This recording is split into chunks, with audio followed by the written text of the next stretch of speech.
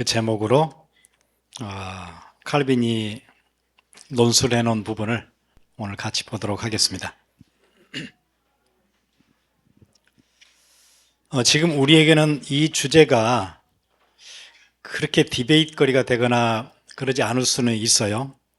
성경의 권위는 하나님께 있습니다. 그 당연한 거 아닌가?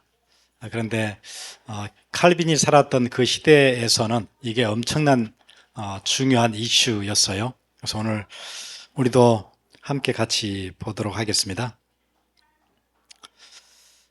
성경의 권위는 하나님에게서 나온다. 교회가 아니고 하나님에게서 나온다. 사람들은 교회가 성경을 정경으로 승인했기 때문에 성경이 권위 있는 것이라고 믿었습니다.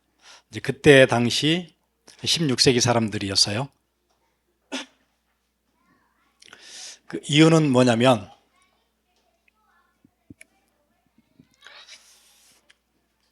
여기서 얘기하는 교회는 카톨릭 교회, 왜냐하면 켈빈은 카톨릭 교회가 뿌리를 내리고 있던 중세가 배경이니까. 그래서 거기에 대한 설명을 약간 좀 드리면 여러분들이 이해가 좋을 것 같습니다. 아마 이런 질문 가지고 계셨던 분이 있을 거예요. 성경이라는 이 66권을 하나님이 이렇게 딱 주셨는가? 어떤 절차로 주셨을까? 그래서 여기에 좀 관심이 있는 분들은 아마 이렇게 질문할 수 있어요. 내가 얘기를 좀 들어보니까 교회가 여러 가지 종교회의를 거쳐서 이 문서는 성경 안으로 집어넣고 이 문서는 빼고 그런 작업을 거쳐서 했다고 그러더라. 그런 얘기 좀 들을 수 있을 거예요. 그러니까 성경은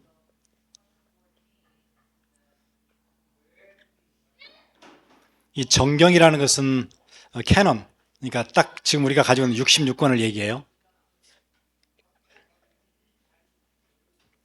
여기에 구약이 39권, 신약이 27권, 그래서 이제 66권이 성경인데, 그럼 누가 고대 수많은 문서들이 있었고, 신약 시대에 1세기를 지나면서 수도 없이 많은 문서들이 있는데 그 중에 어떤 것은 27권 안에 들어가고 어떤 것은 들어가지 않았는가? 문서가 딱 27개밖에 없었으면 그런 고민이 없을 텐데 그렇지 않거든요. 문서는 수도 없이 많아요. 여러 글들이 있어요. 그 중에 그럼 어떤 것은 이거는 하나님의 말씀이다 이렇게 집어넣고 어떤 거는 여기서 빼고 만약에 300개의 문서가 있는데 그 중에서 27개가 어떻게 그 중에서 이거는 하나님의 말씀이다 이걸 결정했냐 그거예요. 그게 이제 정경에 관한. 그럼 이제 누가 결정을 했냐면 교회가 회의를 통해서 했어요. 종교 회의들을 통해서 이 작업을 했어요.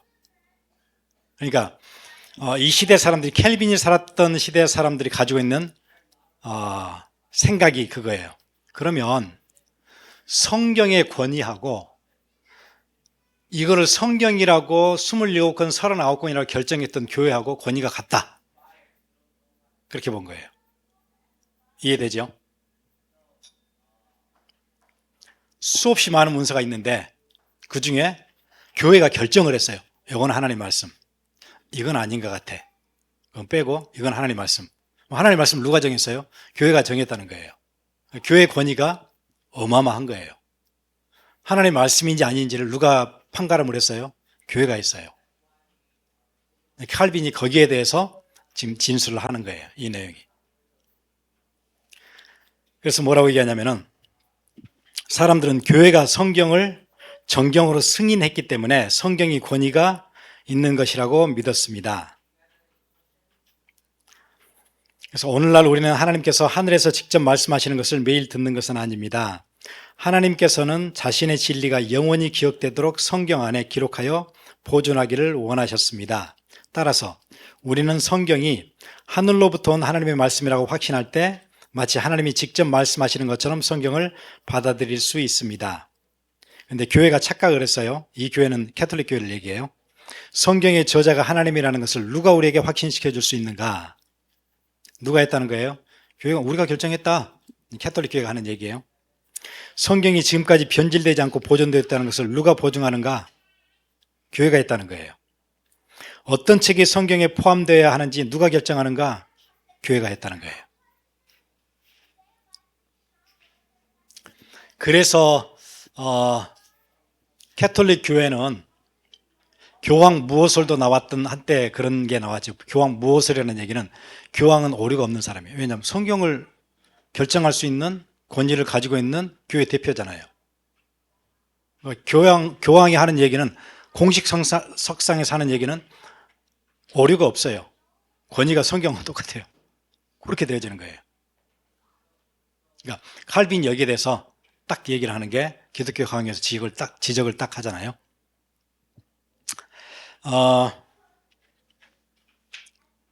그러면 이 배경을 좀 설명을 해 드릴게요. 사람들이 어렴풋하게 이렇게 알고 있는 배경을. 성경이 방금 설명했던 것처럼 교회가 결정을 해서 성경이 되어졌느냐, 여러 문서들 중에? 그게 아니에요. 어느 날 교회가 긴 회의를 통해서 이 문서를 보고 이거 하나님 말씀일까요? 아닐까요? 회의를 했어요. 여기서는 아니라는 의견도 나오고 맞다는 의견도 나오고 했어요. 그러다가 투표를 했는데 이쪽이 표가 많이 나왔어요. 그래서 되어진 게 아니에요, 이게. 사람들이 그런 식으로 착각해요. 우리가 회의하는 식으로 여전도 회의하다가 여전도 회장을 이 사람 뽑을까요? 저 사람 뽑을까요? 그렇게 뽑힌 게 아니에요, 정경은. 기준이 있었어요. 어떤 기준이 있었냐면 적어도 3가지의 뚜렷한 기준을 가지고 있었어요. 그걸 이제 설명을 좀 해드리면 이해가 좋을 거예요. 가장 중요한 키는 그 문서가 사도성이 있는가, 그게 키예요.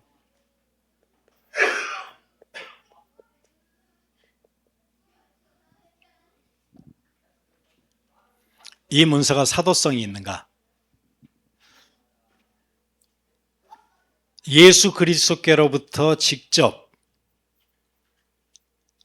함께 다니면서 예수 그리스도가 전해줬던 그 복음의 내용을 직접 들었던 사도의 저작인가, 그게 가장 중요한 키였어요. 글은 누구나 쓸 수 있잖아요. 누구나 쓸 수 있는데 나도 글 썼으니까 그렇게 되는 게 아니고 사도들이 썼던 저작인가, 그게 키예요. 아니면은 사도와 함께 있으면서 사도가 얘기해 준 걸 받아쓴 누가 같은 경우는 그런 거예요. 그러니까 누가는 바울하고 같이 계속 다녔잖아요. 그래서 바울에 대해서 사도성 가지고 계속 시비를 걸었던 게 그거예요. 네가 진짜로 예수님과 함께 다닌 적이 없지 않느냐. 사도성의 그 악유가 계속 초대교회 안에 있었던 게 그런 거예요. 바울이 뭐라고 얘기하던가요? 나는 사도 중에 그래서 나는 가장 작은 자다. 왜냐하면 나는 다메섹에서 영광스러운 그리스도를 내가 뵀다. 그리고 나는 그의 제자가 그때 되어졌다. 이걸 계속 얘기해요, 바울이. 그래서 나도 사도성이 있다. 그 얘기를 계속 하고 싶은 거예요. 사도성이 초대교회는 가장 중요한 키예요. 그래서 누가처럼 바울과 동역을 했든지 아니면 마가처럼 베드로와 함께 사역을 했든지, 그래서 마가복음이 있고 누가복음이 있고 사도행전이 있고, 그래서 사도들의 저작이든지 아니면, 그래서 이 사도성이 굉장히 중요한 키가 돼요.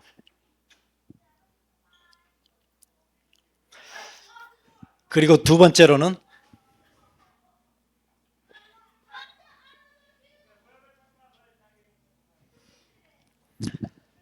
그 문서가 보편성이 있는지.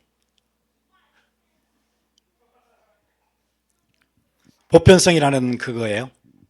지금 초대교회가 시작되어져서 예수 그리스도 부활로 인해서 많은 사람들이 이방에도 복음을 전하고 그러면서 여러 이제 교회들이 헬라 지역에 쫙 생기기 시작했죠. 그런데 그 여러 교회가 만약에 요한복음을 이쪽에 있는 교회도 보니까 요한복음 그걸 보고 있어요. 저쪽 교회도 보고 있어요. 모든 교회가 요한복음 다 보고 있어요. 모든 교회가 사도행전을 다 보고 있어요. 모든 교회가 로마서를 다 보고 있어요. 그런 보편성이 있는가? 아니면 어느 한 두 교회에서만 무슨 문서 하나를 들고 이거 하나님 말씀이라고 하고 있어요. 모든 교회는 그런 문서가 있는지도 몰라요. 그런 게 이제 기준이에요. 그러니까 온 교회가 함께 보편적으로 이걸 가지고 하나님의 말씀으로 붙잡고 있는가?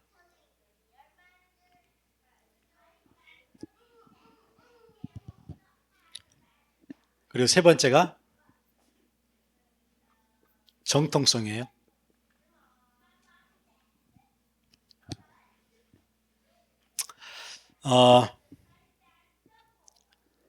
내용들 중에 그 문서의 내용을 보니까 구약과 예수 그리스도의 가르침과 사도들의 가르침과 정확하게 부합하는가?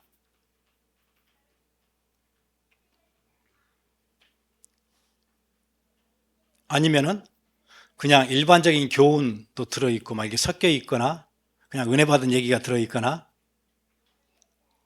그래서 정통성에서 심각하게 문제가 있거나 그런 것들은 정경에 전혀 문서라고 해서 기독교 크리스천들이 썼던 문서라고 해서 다 받아들여졌던 게 아니고 그런 과정들이 있었어요. 정통성. 사도들의 전승과 예수 그리스도의 가르침, 교리적인 일치성이 정확히 맞는가?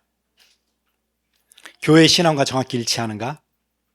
그리고 모든 교회 예배에서 그 글들이, 그 문서들이 전부 다 예배 때 사용되고 있는가?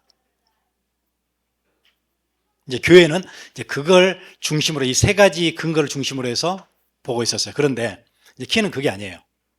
진짜 중요한 키는 뭐냐면 어떤 것이 사도의 글인지 뭔지 잘 모르는데 보니까 온 교회가 그 문서를 하나님의 말씀으로 다 쓰고 있어요. 그냥 그걸 받아들여지고 있어요. 누가 하신 일이에요? 하나님이 하신 일이에요. 그러니까 교회가 결정한 게 아니고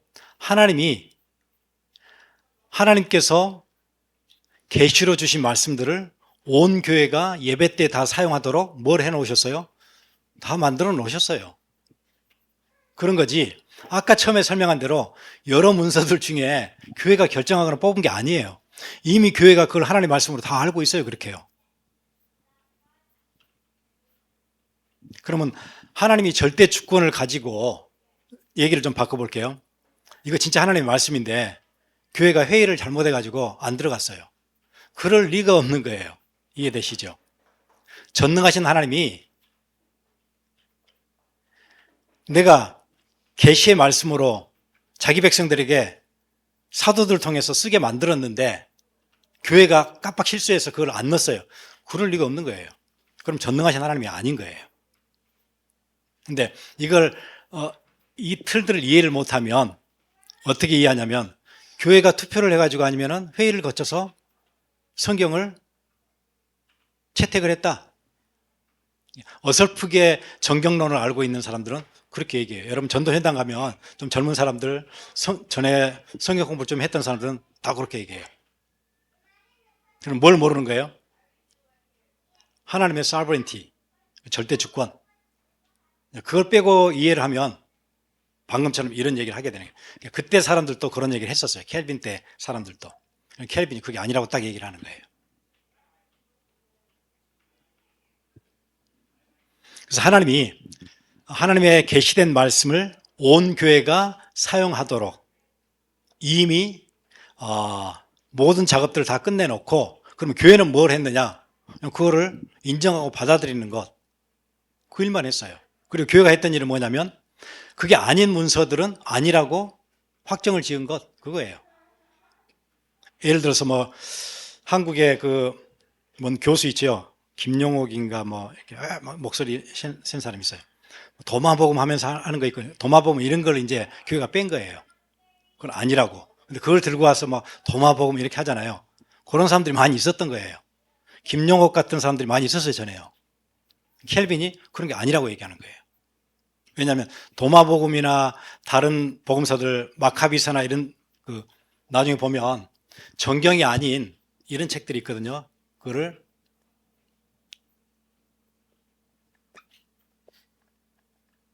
외경이나 위경이 있어요.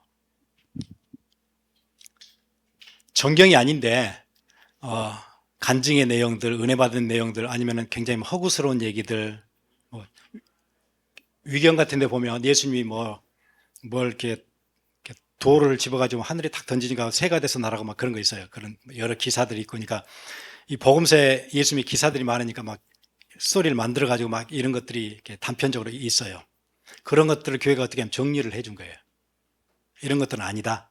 이거는 정경이 아니다. 하나님이 우리에게 주신 사도성도 없고 보편성도 없고 전통성도 없고 성경의 전체 흐름과 전혀 맞지 않다. 구분해낸 거. 교회를 통해서 교회를 권위를 가지고 그 작업을 하나님께서 하게 하셨죠. 그런데 이해를 잘못하면 교회가 픽했다. 하나님의 말씀을 그렇게 알게 되면 이제 혼란이 오는 거니까 약간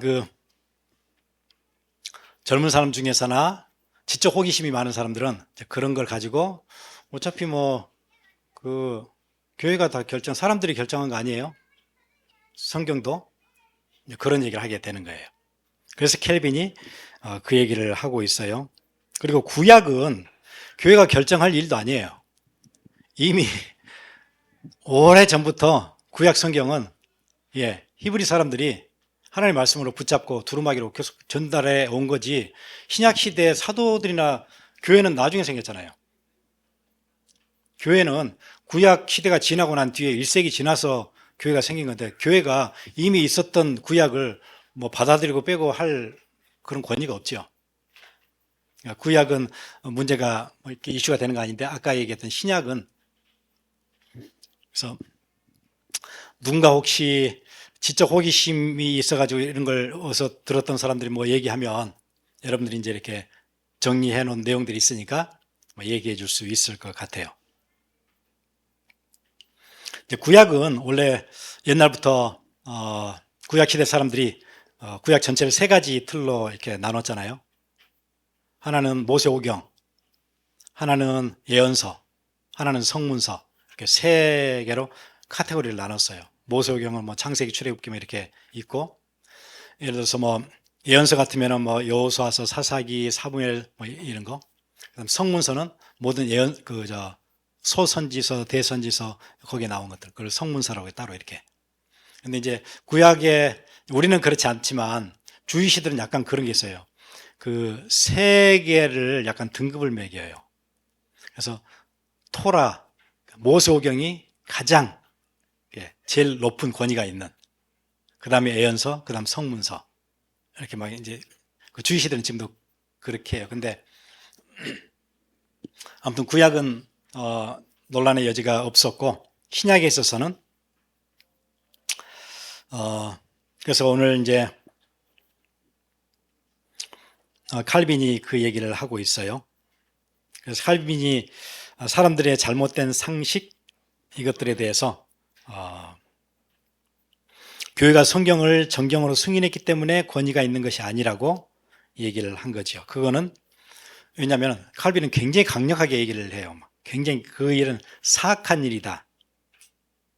성경에 대한 성령님에 대한 모독이다. 이렇게 얘기해요. 왜냐하면 성령님께서 모든 교회들이 하나님의 말씀을 붙잡고, 그러니까 27권의 이 문서들을 붙잡고 하나님의 말씀으로 받아들이고 붙잡고 하도록 성령께서 이미 하고 계신 일을 교회가 인정한 거지, 우리가 했다, 이렇게 하는 일들은 사악한 일이다.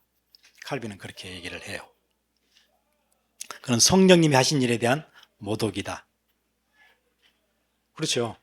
교회가 하지도 않은 일을 성령 하나님께서 다 해놓으신 일을 교회가 그러네요 이렇게 한 건데, 그래서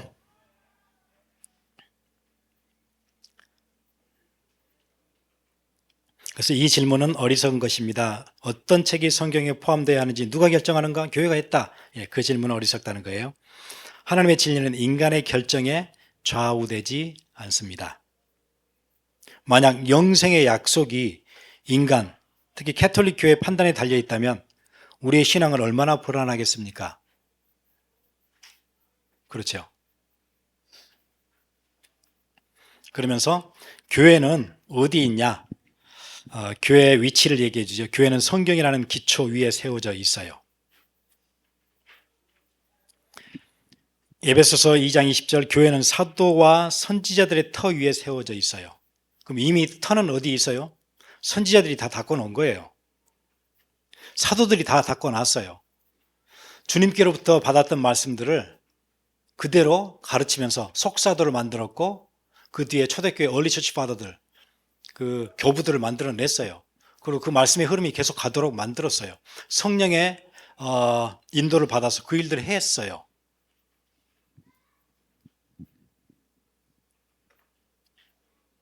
그래서 그 터 위에 교회가 세워진 거예요.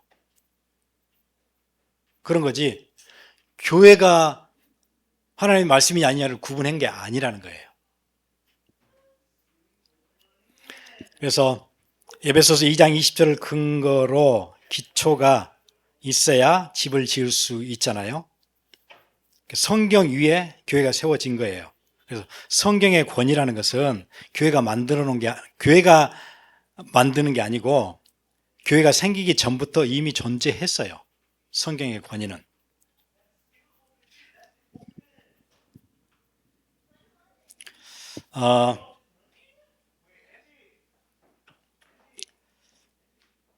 어머니는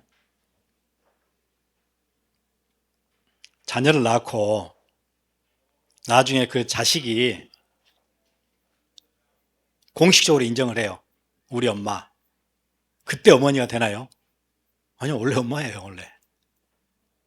원래 엄마예요, 원래 엄마인데 나중에 아이가 자라나고 인지가 발달하고 상황들을 이해하면서 엄마라고 알게 된 거예요.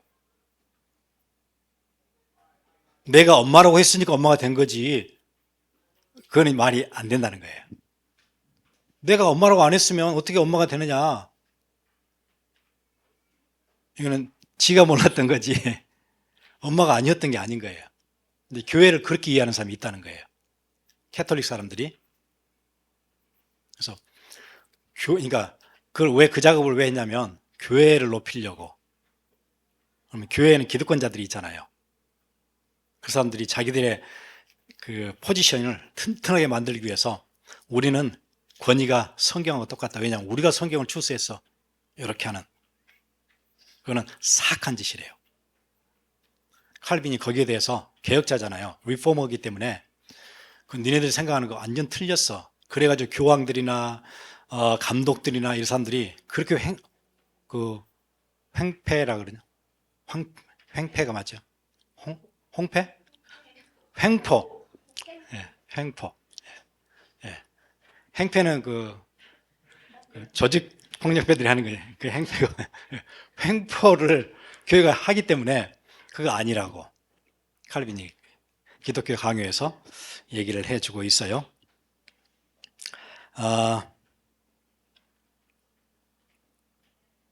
어머니의 권위는 어머니 스스로 갖고 있는 거지 아들이 인정을 했으니까 그때부터 엄마가 되는 그런 게 아닌 거예요. 성경과 교회의 관계도 똑같아요. 교회가 성경을 이렇게 확인하고 그런 작업을 했다고 해서 어떤 걸 하나님의 말씀으로 만들기도 하고 안 만들기도 하고 그런 권세나 권위 자체가 있었던 게 아니라는 거예요.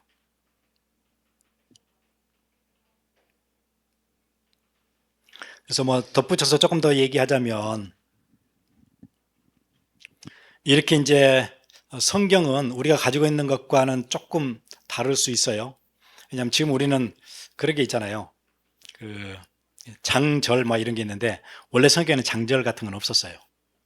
바울이 로마서를 쓰면서 1장, 1절 그렇게 쓰진 않았어요. 그냥 레터를 쭉 쓴 건데 로마의 사람들 편지를 쓴 건데 뒤에 한참 뒤에 13세기 됐을 때 장을 구분을 했고 그 다음에 한 6세기쯤 됐을 때 그때 절을 나누고 그런 작업들은 나중에 하게 된 거예요. 그거 없었으면 그 성경 찾기 좀 힘들 것 같아요. 그죠? 그거 없으면 찾기 되게 힘들 것 같잖아요. 예. 근데 그래도 이렇게 도움을 주기 위해서 그렇게 나눠놨어요.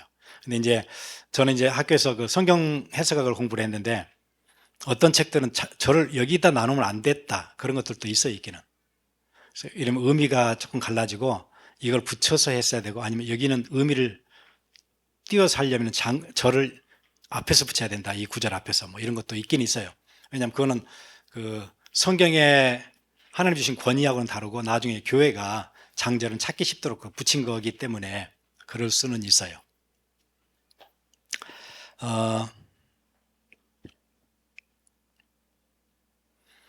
두 번째, 교회는 성경이라는 기초 위에 세워져 있다 그랬잖아요. 그래서 우리가 어떻게 빛과 어둠을 구별하는 법을 배울 수 있는가? 어떻게 검은 것과 흰 것을 구별할 수 있는가? 어떻게 단맛과 쓴맛을 구별할 수 있는가? 칼빈이 그런 얘기했어요. 근데 이거는 구별을 해서 구별이 된 게 아니에요. 단맛은 그냥 원래 달아요. 내가 구별을 했기 때문에 이거 달아진 게 아니에요. 이거는 이거 써. 이렇게 따로 구분을 내가 이번에 와서 했기 때문에 쓴 게 아니고 원래 쓴 거는 써요, 그냥. 내가 그때 인식을 한 거예요, 그냥. 달다고 인식을 했지. 내가 달다고 정했으니까 달아진 게 아닌 거예요. 근데 캐톨릭 교회가 자꾸 그런 얘기를 했었어요, 사람들이. 그 이해되시죠? 금방 이해되시죠? 칼빈이 이 얘기를 했어요. 이걸 내가 성경이라고 정경 안에 집어넣었으니까 교회가 했으니까 이게 성경 말씀이 됐다. 그리고 교회가 권위가 있다. 그렇게 하는 거예요. 그게 아니라는 거예요. 빛과 어둠은 원래 빛은 빛이에요. 밝아요. 내가 빛이다 이렇게 해놓으니까 밝아진 게 아니고 원래 어둠은 원래 어두워요. 그냥.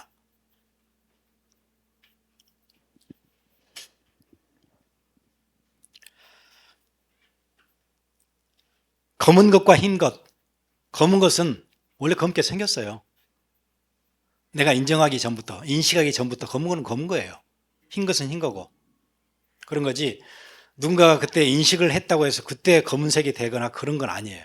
그러니까 이게 말이 안 되는 얘기를, 그러니까 누군가 여러분 전도 현장 가면 자꾸 이렇게 얘기하는 사람 있을 수 있어요.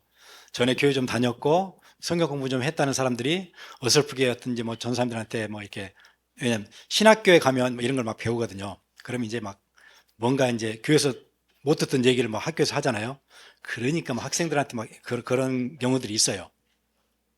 목사님들은 이제 목회를 하다 보면은 이런 게 중요한 이슈가 아닌 걸 금방 아는데 이제 막 신학교 막 신기한 거 배우잖아요. 그런 게 있었어? 막 이러면은 학생들한테 막 얘기해주고 싶어가지고 막 그러면 이제 애들이 막 졸다가 잘못 들으면 막 그게 이제 평생 자기께 딱 되고 그래가지고 이제 누가 전도하러 오면 막 따지고 이러거든요. 현장 가면 많이 만나요, 이런 사람들. 그러면 이런 우리가 교리 공부를 따로 안 하면 우리도 막 헷갈려가지고 그럴 수 있어요. 우리도 막 헷갈려가지고. 어, 그래서 빛과 어둠, 단맛과 쓴맛은 원래가 그렇게 돼 있어요. 성경도 그 자체로 원래 진리예요. 교회가 진리다, 하나님의 말씀이다 하지 않아도 원래 하나님의 말씀이에요, 그거는요. 아닌 것은 원래 아니었어요. 교회가 구분을 해줬으니까 이게 됐느냐? 아니에요. 원래 그래요. 그래서 교회 승인은 단지 그 진리를 확인해주는 절차를 거쳤을 뿐 권위를 갖고 있었던 건 아니에요. 그러니까 인식해서 recognize 했어요, 그냥. 그래서 가장 강력한 증거는 성령의 내적 증거예요.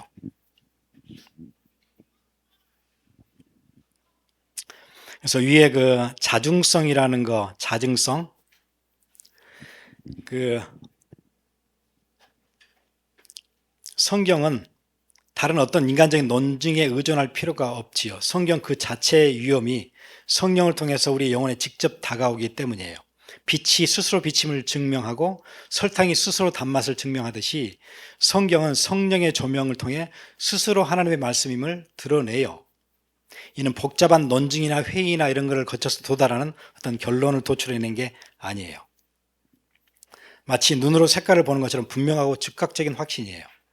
교회의 승인은 단지 그 진리를 확인해주는 절차일 뿐이고 권위를 갖고 있었던 게 아니에요. 여러분도 이렇게 잘 정리되셨으면 좋겠어요. 그래서 가장 강력한 증거는 성령의 내적 증거예요. 성경의 권위는 교회 전통이나 이상이 아니고 이성인데 제가 타이핑을 잘못했네요. 이성의 비판이나 증명에 의해서가 아니라 성령의 내적 증거에 의해서 확립돼요. 그러니까 성령의 내적 증거. 그러면 이 사실이 어떻게 하나님의 말씀이고 내 삶을 바꾸는 말씀인지 어떻게 알 수 있느냐? 솔직히는 알 수가 없어요. 그럼 어떻게 해야 되죠? 성령께서 도와주셔야 돼요. 그게 성령의 내적 증거예요. 그러니까 배움이 없는 사람도 말씀 이해되는데 많은 배움과 경험과 지식을 가지고 있는 사람도 아무리 설명해도 못 알아들어요. 왜냐하면 성령의 내적 증거라는 키 때문에 그래요. 그리고 어떤 사람이 그렇게 오래 교회를 다니다가 어느 순간부터 말씀이 막 들어오기 시작해요. 그것도 성령의 내적 증거예요. 나이가 더 들어가니까 이해력이 떨어질 수 있잖아요.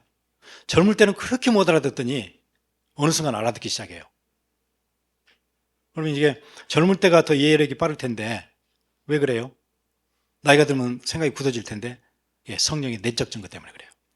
젊은 날 교회를 다니면서 그렇게 못 알아들었는데 어느 순간 내가 나이가 들었는데 그게 내게 부딪혀와요. 너무 감사해요. 어머니라는 거 뭐 DNA도 뭐 했었고 뭐 친자 확인되고 다 했는지는 몰라도 어느 순간 내게 어머니 그럼 눈물이 확 나는 그분의 사랑이 막 느껴지는 그런 것처럼 성령의 내적 증거가 우리로 하여금 말씀을 이해하게 도와줘요. 그래서 성령은 보혜사예요. 영어 성경은 카운슬러. 우리 옆에 와서 안 될 때 계속 설명해주고 깨닫게 해주고 인커리지 해주고 위로도 해주고. 그래서 아무리 똑똑한 사람이 논리적으로 성경을 변호해도 그것만으로는 사람의 마음에 참된 확신을 심어줄 수 없습니다. 논쟁은 상대의 입을 막을 수는 있지만 영혼을 변화시키지는 못합니다. 어제 요즘 이제 셀라는 대학에 가서 캠프 나가요. 복음 전하러. 근데 이제 만나보다가 어제 와서 저한테 질문을 하더라고요. 대학 현장에서 만나보니까 다른 종교 가진 사람들이 자꾸 이렇게 묻는데 내가 그 종교들 힌두교를 우리가 어떻게 알아요? 저도 힌두교 공부해봤거든요. 클래스도 여러 개 들어보고 했는데 힌두교 엄청 어려워요. 힌두교 다니는 사람도 몰라요. 엄청 복잡해요. 얼마 이소리 저소리 할 텐데 우리가 어떻게 이해해요? 알 길이 없잖아요. 그러니까 이제 전도 현장에 갔는데 막 너무 헷갈린대요.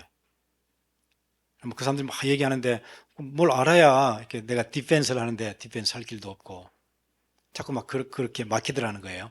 그래서 어떻게 하면 좋냐 와서 물어요. 그래서 제가 이렇게 대답을 했어요. 일단 질문하는 사람들이 두 가지가 있을 거다. 하나는 논쟁을 좋아하는 사람이 있어요. 그래서 지적 호기심이 많은 사람이 있어요. 그걸 몇 개를 준비해 가지고 이걸 했더니 나한테 교회 다니자 하는 사람들이 꼼짝 못하더라 하는 몇 가지 그런 걸 가지고 있는 사람들이 있어요. 그럼 그걸 즐기는 사람들이 있어요. 딱 얘기하면은 말문이 딱 막히면 자기가 이겼잖아요. 그런 걸 가지고 있는 사람들이 많아요. 전에 우리 기억나잖아요. 여기 이 동네에서 제일 좋은 학교가 여기 포모나 칼리지거든요. 여기 서부의 하버드예요. 거기 다니는 친구들 엄청 똑똑해요. 거기 학교들 5개 있잖아요. 포모나 칼리지, 맥케나, 하비몰, 스크립스 이런 학교들 모여 있는 나름 엄청 자기들 똑똑하다고 생각하거든요. 우리 전도하러 갔더니 어떤 학생 하나 C.S. 루이스의 그 순전한 기독교, Mere Christianity 그 책 보고 있어가지고 너무 반가워가지고 사람들이 다 뭐 이렇게 무시만 하는데 C.S. 루이스의 책을 읽고 있어 이래가지고 너무 감동이 돼가지고 무슨 책 읽어 그러니까 루이스 책 읽고 있다니까 진짜 제자 만났다 여기서 이제 그랬거든요. 얘기하다 보니까 그게 아니고 C.S. 루이스의 책을 읽고 이거를 비판하기 위해서 그래서 읽고 있는 사람이 있어요. C.S. 루이스 책 되게 어렵거든요. 그 책 되게 어려워요. 그걸 읽고 그걸 비판하려고 그거 준비하는 사람들도 있어요. 그게 먹혀야 안 먹히잖아요. 그래서 그런 걸 좋아하는 사람들이 있어요. 지적 호기심이 많고 그런 걸 즐겨하는 사람이 있어요.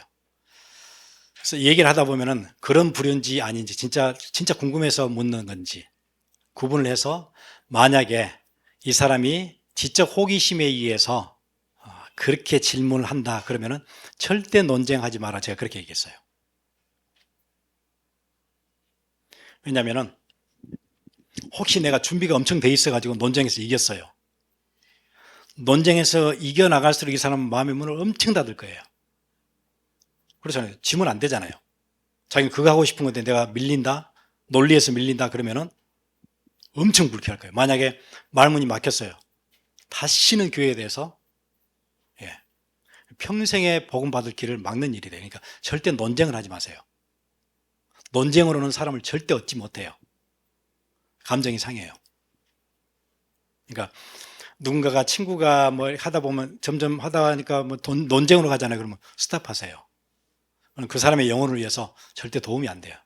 여러분 이길 수도 있어요. 내가 칼빈의 기독교 강요를 내가 공부를 했었는데 이러면서 이길 수도 있어요. 그런데 그렇게 하고 나면 그 사람이 복음으로 돌아올 기회가 멀어져요. 절대 그렇게는 하지 마세요. 논쟁으로 이길 필요가 없어요. 그런데 그렇지 않고 그냥 이게 너무 궁금하고 진짜 오랫동안 고민이었는데 답을 찾고 있는 사람도 있어요. 그런 사람에게는 여러분이 아는 게 있으면 얘기해 줄 수 있어요. 그런데 그것보다 더 확실하게 그 사람의 마음을 붙잡을 수 있고 마음을 얻을 수 있는 위닝 소울 할 수 있는 툴은 뭐냐면 여러분의 스토리예요. 여러분의 개인적인 스토리예요.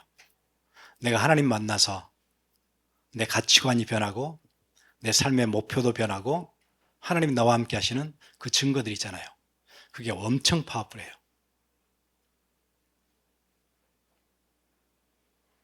그래서 여러분 안에 있는 개인적인 하나님 만났던 그 간증들, 여러분의 이야기, 여러분 가족의 이야기 꼭 위대할 필요는 없어요. 엄청난 어떤 드라마틱한 그런 게 꼭 있어야 되는 것도 아니에요. 여러분의 이야기, 그게 파워풀해요.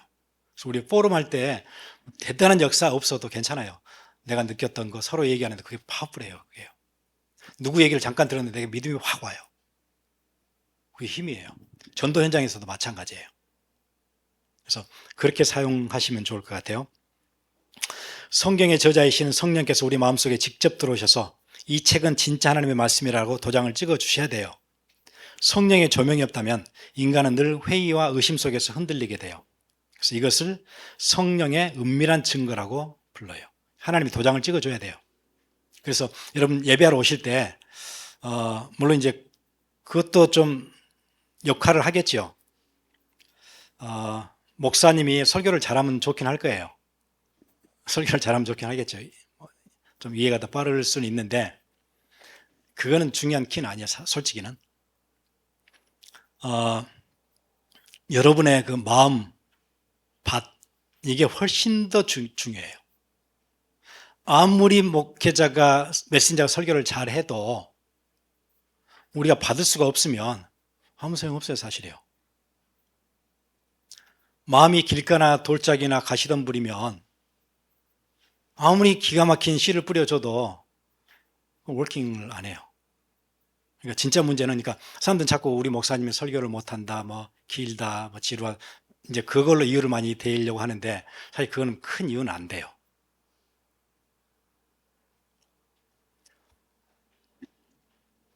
저도 그럴 때 있어요. 가끔 어떤 목사님의 설교를 들으면 와 저렇게 설명을 기가 막히게 할 수도 있구나 그럼 깜짝깜짝 놀라는 분들이 있어요. 근데 저는 설명이 안 되잖아요. 엄청 답답해요. 근데 이제 그러다가도 거기서 그렇게 오랫동안 잡혀 있지 않는 것은 이 비밀이 있잖아요.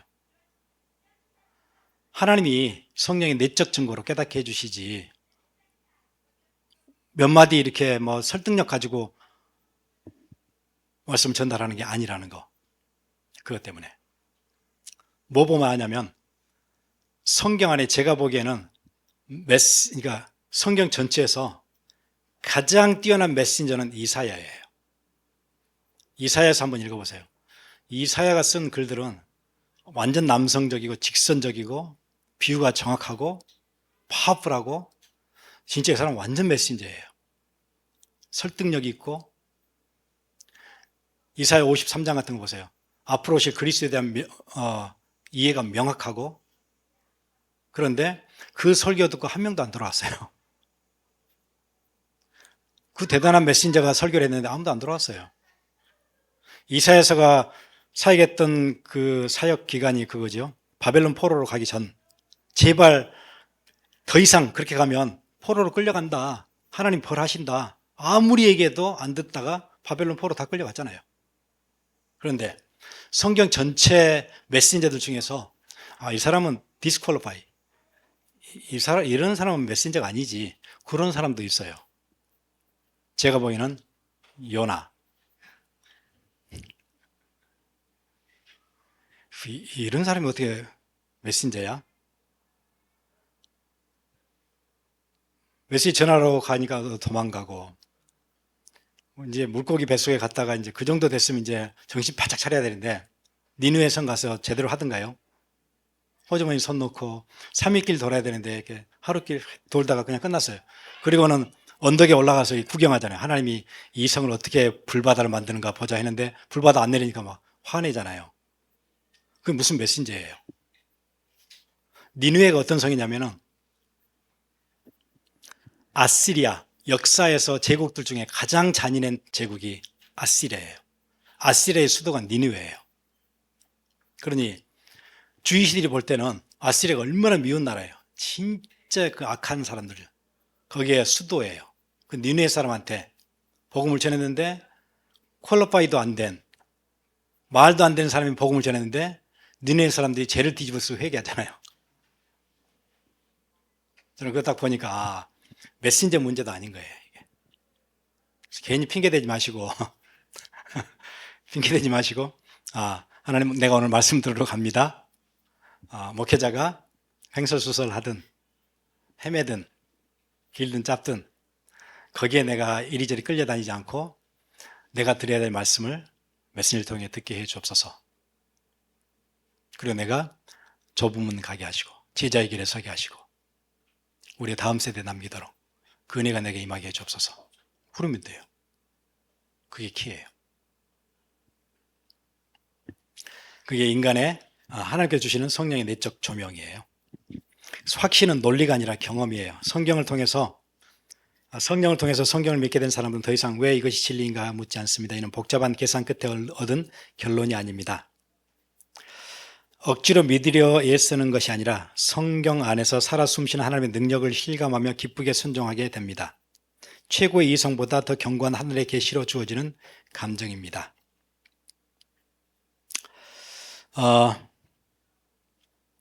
저도 가끔 그럴 때는 있었어요.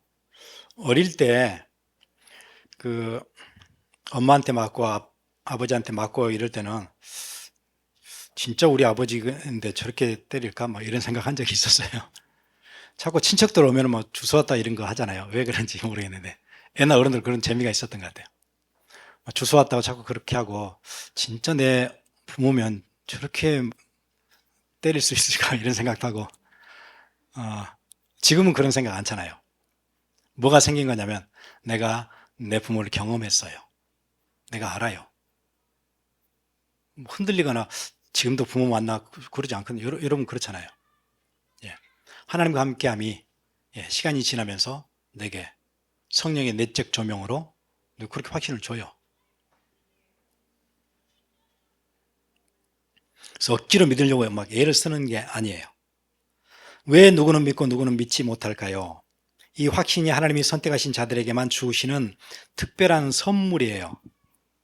이사야의 예언처럼 모든 자녀가 여호와의 교훈을 받을 것이라는 약속은, 여기서 모든 자녀라는 얘기는 하나님의 선택한 자녀들, 특별한 은혜를 주시는 자녀들. 그래서 똑똑한 사람이라도 성령의 깨우침이 없으면 성경을 깨닫지 못하는 것이 당연한 일이에요. 그래서 성경이 하나님의 말씀이라는 증거를 인간의 논리나 교회 전통에서 찾으려고 하지 마세요. 성경의 저자이신 성령께서 우리의 마음속에 이것은 내가 너에게 주는 말이라 라고 속삭여 주실 때 비로소 우리는 부인할 수 없는 절대적인 확신에 도달하게 돼요. 그래서 오늘 그 시대의 상황이 드세게 교회가 성경의 정경성을 인정했다 하는 그 캐톨릭 교회 앞에 리포머로서 이 책을 쓰면서 그렇지 않다고 이렇게 디펜스 하는 내용을 우리 함께 오늘 봤습니다. 우리 같이 기도하겠습니다.